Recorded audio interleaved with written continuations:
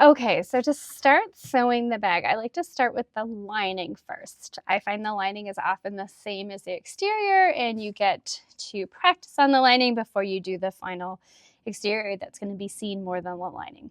So the first step we're going to do is we're going to sew the mesh pocket on. So I have my interior lining piece, I have my mesh, and I have my fold over elastic. So I find the easiest way to sew this is to sew it in 2 passes. So what I do is I will line up the mesh onto the fold over elastic so it meets to the middle where that fold is. And then you're going to stitch down there till you reach the other end with a zigzag stitch. So I'm just going to do that now.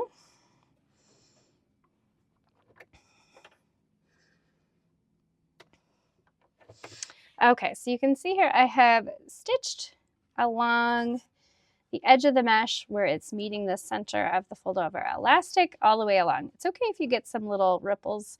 You can always press those out. So now I'm going to fold it over and I'm going to stitch again, sewing right close to the edge of this fold over elastic.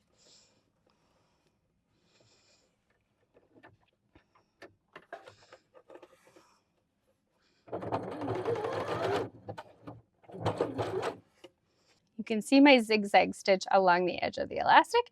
Now I'm just going to give it a press with some steam to get rid of those ripples. Okay, so next step is we're going to place it on top of our lining piece.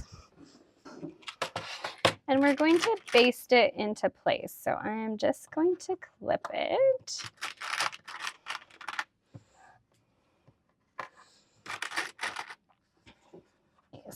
While I baste it. Okay, so to baste this in place, all I'm doing is I am going to sew from this edge of the pocket all along to the other edge, and I'm just going to use a 1/4 inch seam allowance so that it stays within the lining seam allowance.